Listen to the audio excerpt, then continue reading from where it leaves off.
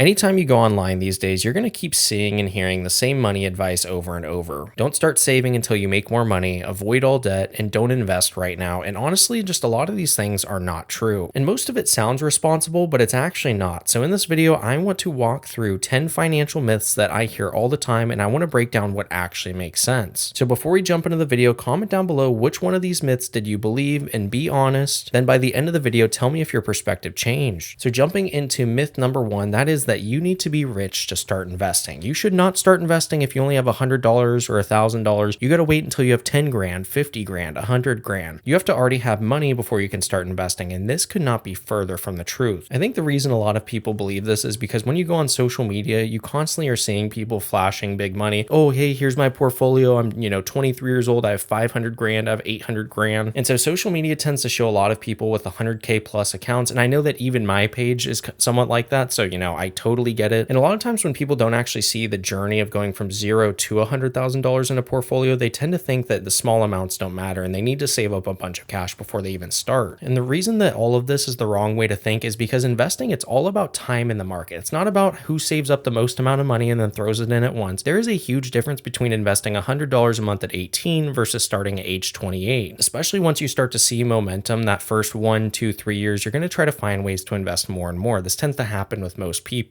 And compound interest works exponentially, so the earlier dollars matter a lot more than the later dollars. When somebody is 60 years old and they have a portfolio that is, let's say, at $2 or $3 million, when they're investing 20 or 30 grand a year, don't get me wrong, it still helps, but early on, when you only have $20,000 in the portfolio and then you invest 20 grand, that is a lot more impactful. And the reason you don't need a lot of money to start out is because a lot of companies have something called fractional shares, meaning if you only have $25 to invest, but one share of something is $500, you can buy a fraction of a share. So instead of having to save up $500 each time to buy that one share, you could still put that $25 in. You buy, $25 at the average cost of $500 per share, and that is whatever 25 divided by 500 is in regards to the amount of shares you own. So it would be like owning 0.05 shares, which may not seem like a lot, but then if you throw in another 25, you get another 0.05. Now you own 1/10 of a share. So that's one thing I emphasize to a lot of people starting out is you want to make sure that you can use fractional shares to start investing, or else the barrier to entry just feels pretty high. Now, a common question I constantly get on this channel is what should I invest? Like, where should I invest? I use M1 Finance. That is my favorite platform. I've also heard a lot of really good things about Fidelity. So I'm pretty sure both of those have fractional shares, but regardless, look that up ahead of time. Does the company, if you want to use Vanguard or Charles Schwab or Robinhood, can you buy fractional shares on there? Now, I tend to stay away from Robinhood. That is just me personally, but just do whatever you want and what works best for you. And another reason why this thinking is wrong is because wealth is built very gradually. It's not just deposited instantly. It's not like you're just going to instantly put in $1 million and there you go, now you're wealthy. Like, you slowly have to build the habit over time. So what you should do instead is just start with whatever amount of money you can, even if it's $20 a week, even if it's $10 a week, even if it's $50 a week, whatever that looks like for you, just try to invest that very consistently. And if you can, try to automate it. That way it just leaves your account and it automatically gets invested. Therefore, you don't even have to think about it at all. Because starting out, the most important thing is having consistency. It's not the amount of money that you're starting out with. And then as your income grows over time, then you can increase your contribution. So that is what I definitely think you should do instead, because like I just said, you do not need to be rich to start investing. So that is myth number one. We are getting rid of that. No way. Myth number two is that you don't make enough money to start saving. So a lot of times you will hear people say that, oh, I'll just start saving once I make more money. And the reason that a lot of people believe this is because they just view saving as just leftover money. But if you're going to spend it, you're not exactly saving it at all. You know what I mean? And what really messes up a lot of people is their lifestyle adjusts to their income automatically. So they get a $20,000 or $30,000 raise and they start to spend $10,000, $20,000, $30,000 more a year. And what happens a lot of times is people will start to compare themselves to people making more money. So at first you're like, oh, I want to make 50K a year. And then you make 50. And then you're like, okay, I want to make 80. And then once you make 80, you're like, oh, I want to be at this person's level. I want to make 120. And you're always just looking up. And you're never actually looking down at your accounts and trying to put money to the side and truly save it. So the reason that this entire mindset is wrong is because saving, it's a habit. It is something you can do at whether you make 20K a year, 30K a year, or even 200K a year. It does not take a certain income level to start saving money. Now, obviously, people that make more money will have more money to save if they can control their expenses responsibly. But there are even a lot of people out there that make 120, 150, 200 plus $1,000 a year, and they still say that they're going to wait until they make more money to start saving. And the reality is that if you can't save 5% of your income now or 10% now, you're not just going to magically save 20 to 30% later on. Like, you have to start to build that habit if you can. And like I just said a moment moment ago, a lot of times when people get these increases in income, whether it is a new job, whether it is a bonus, whatever that looks like for them,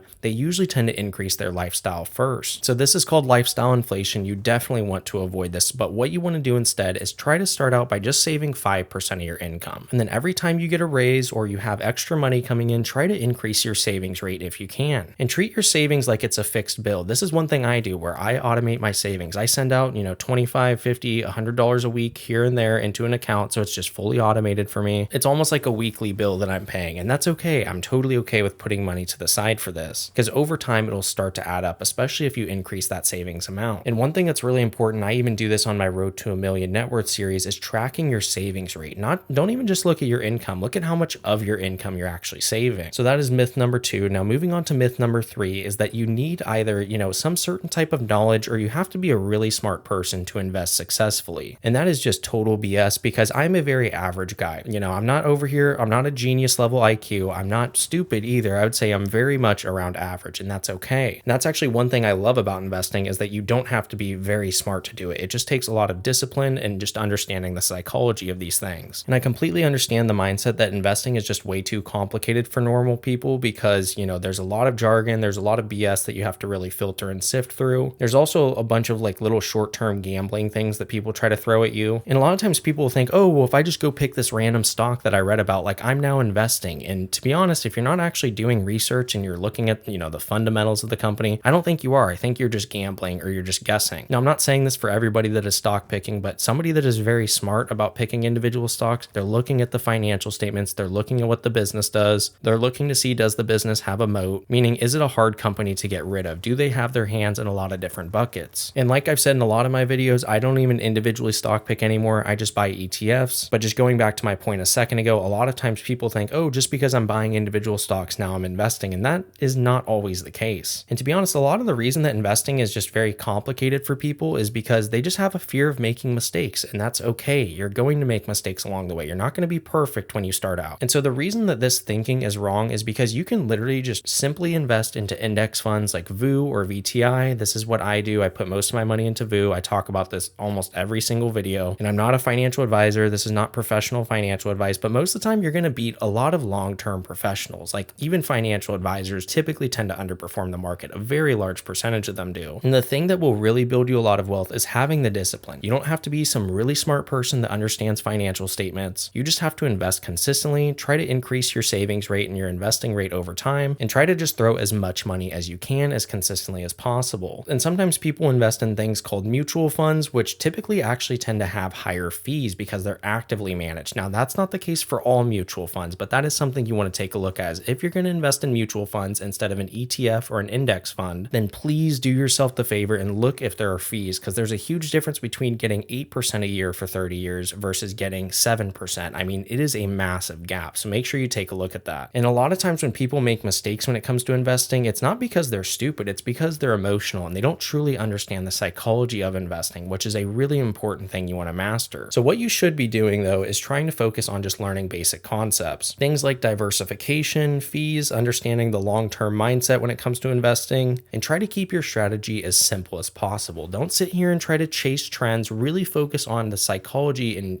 being able to control your emotions, because the people that can ride the wave of the market going up and going down are the people that tend to become the most successful, especially the ones that are just investing consistently and they are always buying. And so that is why you don't have to be a genius to invest successfully. You just have to understand the psychology, be consistent, and be very disciplined. So that's the third myth. Now, the fourth myth is that budgets don't work or they're too restrictive. A lot of people just get miserable when it comes to making a budget. And the reason a lot of times people believe this is because they tried some spreadsheet that was way too intense. It didn't actually, help them at all. And it just felt like a total punishment. And it makes sense why people quit budgeting, because if it feels like you're being punished or if it feels like you're being controlled, you're not going to want to do it. And also on top of all of this, let's just be real. Social media is constantly throwing stuff at us. We are constantly getting ads for different services and products we can be buying, whether you're scrolling on Instagram or TikTok or wherever it is. So it definitely glamorizes this whole consumerism and just spending money freely. And that is something you want to try to avoid. You don't need to just constantly be spending money on random shit that you're not going to use all the time. I'm not saying don't spend money at all, but you get my point, hopefully. So the reason this mindset is wrong is because most budgets fail for people because they're unrealistic. And I even talked about this in my budgeting video, and I have a template that I use that works really well for me, but try to just keep it as simple as possible. possible, because just having awareness of the money that's coming in and going out every single month, that is going to improve your spending. Just knowing all of these things, like knowledge is truly power here. And I actually believe that budgeting creates more freedom for people. I don't feel like it decreases it at all, because let's say you're spending an extra $200 a month going out to eat and you didn't realize it. Now, if you can reel that back and let's say you spend $100 instead of $200, that extra money that you're saving every month, you can be a lot more intentional with. You could still spend that on fun stuff that you want to use, or you could save it, or you can invest it. Like, it really does, in my opinion, just create more freedom, not less. And when it comes to budgeting, I feel like if you don't have a plan, I'm not saying it has to be a strict plan, but if you don't have any plan at all, you're just going to be overspending without even realizing it. So what you should do instead is create some type of flexible spending plan, something where, it has guardrails that you can kind of stay within. I'm not saying it has to be super strict and you have to track your spending every single day. Make sure that you're leaving room for fun things. That way you can still enjoy your life too. Because again, if it's a budget that you hate and you feel controlled and you feel restricted, you're never going to stick to it long term. That's just a fact. Try to focus on the bigger categories, not, necessarily the very small things every day, although some of those small things can add up. And I would not obsess over this stuff daily. I would review it, maybe once every 2 weeks or so, or whenever you get paid, or review it monthly. For me, I like to look at it bi-weekly when I get paid. So that is the fourth myth. Now, the fifth one is that past performance indicates future results. This is a very common thing I have seen happen all the time for years. A lot of times people go, oh, this stock has done great, so it's going to keep doing great. We've seen this with gold and silver recently. We saw it with Nvidia stock a couple years ago. It was Tesla stock. And the reason that people believe this stuff is because of total recency bias. They think, oh, well, this has been doing really good the past 6 months. It's going to continue to do good the next 6 months. And when they see that chart going up, it feels very convincing. And the media also highlights a lot of the recent winners. When a stock does really well over, a 1 year period, I guarantee it will pop up in the news somehow. And a lot of times people want to get in on this stuff because of FOMO. Like, they do not want to miss out on the next big stock or investment or crypto or whatever that is for them. And the reason that this mindset is wrong is because the market moves in cycles. And honestly, the top performers rotate. The stock that is doing really good from, the year 1990 to the year 2000 might not even be a good stock for the next 20 years. We even saw this with a company like AT&T. And so your top performers are going to rotate. And honestly, chasing the winners, it often means that you're buying high. The reason that everyone knows it's a winner is because it's done so well. A lot of people are too scared to get in on a stock that's completely selling off, even when the financials still look really good on the company. And again, I just buy ETFs. I don't even invest in individual stocks, but I've seen this a lot. And the risk can actually increase for certain companies when their price goes sky high, because then they become extremely overvalued and the financials need to match that, or else it's going to come right back down to earth. And so what you should do instead is just invest based on long-term allocation. Do not look at recent returns. Try to diversify broadly if you can, whether that is owning multiple ETFs or whatever works best for you. And try to avoid FOMO, because those type of decisions typically do not play out well long-term. So that is number 5. Now, number 6, and this is a very common one from the Dave Ramsey people, and that is that credit cards are bad and should be entirely avoided. A lot of times people will say that credit cards ruin your finances, and the reason that people believe this is because they only hear about the stories of people completely spiraling on debt, which I will admit happens all the time. They believe it because credit cards have high interest rates, which is also a valid reason, and it's also because the advice is very simplified online, or they've had their own personal bad experience with credit cards. And the reason that this thinking is wrong is because credit cards are tools to actually build up your credit history. In order for a company to lend to you, they want to see, hey, how good are you at paying back people when they have previously lent you money? That is all a credit score is it's looking at, hey, anytime people have,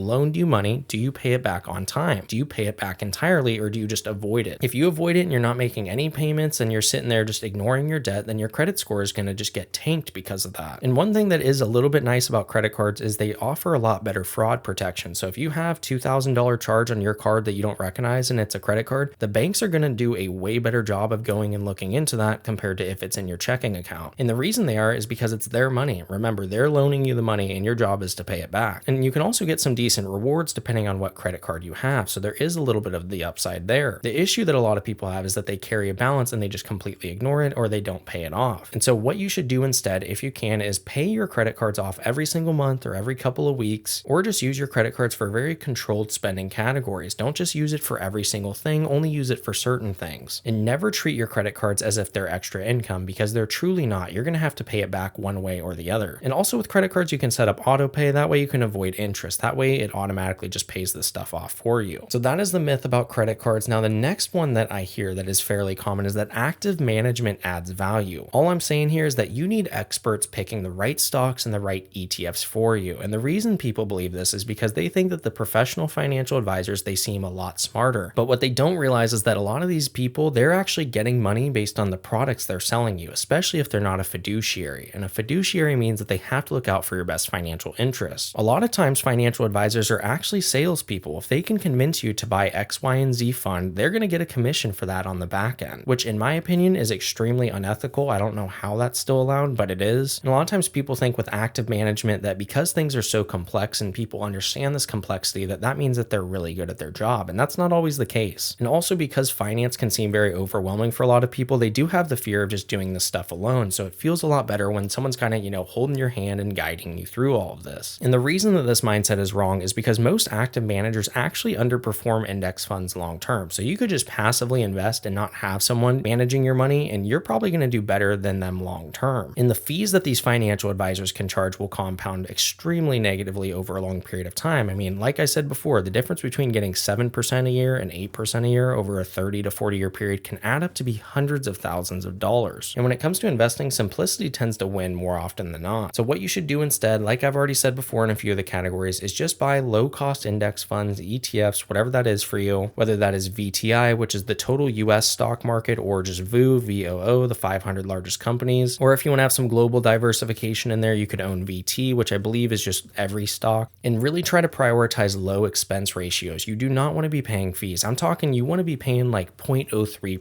0.04%. You do not want to be giving up a 0.5% of your return every year or even 1%. And try to focus on your long-term asset allocation. Do not be trading day in and day out. Just, buy, hold, keep buying, keep holding, and you will do very well over a long period of time. And the longer your time horizon is, the more wealth that you're actually going to build here. So we definitely need to get rid of that myth. I'm tired of hearing it. The next one I want to talk about is that you need a perfect credit score. If you don't have a credit score that is 850 or 800 plus, then you're failing. And although having a higher credit score definitely makes your life easier when you go to lend money, whether that is getting a car loan or getting a mortgage, if your credit score is not perfect, that is okay because you can definitely recover it pretty quickly. A lot of times people believe this stuff because, again, it goes back to social media trying to portray, this obsession with being perfect financially, which is just not the reality for a lot of people. And a lot of people do want to be perfect. But the reason that this thinking is wrong is that there's really not much of a difference whether you have an 800 credit score, an 820 credit score, or like a 770. Usually if your credit score is like 760 or up, you're going to get the best rates on things. Like there's really no difference between having an 800 credit score and having an 820. There's really not. Like your interest rate's not going to be any different, at least from what I've seen. Whether this is trying to get pre-approved at a credit union or whether this was when I bought my first house, there was no difference in this. And my credit score is typically around between 800 and like 805. Because what's important is that the behavior matters a lot more than the number. Like stressing over minor fluctuations, whether you go from 800 to 790 or whether you go from 790 to 775, do not stress over these little things. All you need to focus on and all you need to do here is just pay your bills on time, try to keep your credit utilization low, and do not obsess over perfection. Just focus on building a really good credit score with just a good credit health over a consistent period of time. So that is another myth we got to move on from. Now, the next one here is that you should sell when the market crashes. When the market drops, you need to get out before it gets worse. And a lot of times people believe this because they do have a huge fear of losing more money. It's hard to see your $100,000 portfolio drop to $80,000 because the market is selling off by 20%. And they want to get out before their portfolio drops even further down to $60,000. And so people tend to have this fear of losing more money than they've already lost. And there's also something called loss aversion bias, which is actually an economics concept that basically just says that the psychological pain of losing is roughly twice as intense as the pleasure of gaining an equivalent amount. So like I said, if your portfolio goes from 100,000 to 80,000, the pain you're feeling from that is twice as painful as if your portfolio went from 100 to 120. And obviously it would feel good if it goes from 100 to 120, but let's say that gets you a 5 out of 10 on the happiness scale, then losing the 20,000 is going to give you a 10 out of 10 on the pain scale. That's basically what we're saying here. And a lot of times people believe this stuff because the media completely tells people to get out. I mean, the market will drop 5% and people are like, this is what you should do during the next stock market crash. It's like the market hasn't even crashed yet, you guys. It just had a little hiccup here for like a week or two. Like a real crash in the market is when it starts dropping 20, 25, 30+%, not these little 5, 7, 10% sell-offs you're seeing, that's not a crash at all. That's just a dip. And you do not want to be a short-term thinker when it comes to the stock market, because that is just a losing strategy. The reason that this mindset is wrong is because you're locking in your losses when you sell. And historically, markets recover. They're not going to just tank and then never recover ever again. And some of the best recovery days often follow up right after the worst days. You'll see the market drop, let's say 2% in a day. The next day it might even be up 2-3%. Like, they have really big rebounds during these sell-offs. And trying to time when you should get back in is nearly impossible. You're never going to know the complete bottom of a crash. So what you should do here instead is just stick to your long-term plan, remind yourself that this is only a temporary thing, and keep investing consistently, especially if you have leftover money and you can. And try to zoom out to a 10 or 20-year horizon. I do not care if stocks drop 40%, because I know that 10, 15, 20 years from now,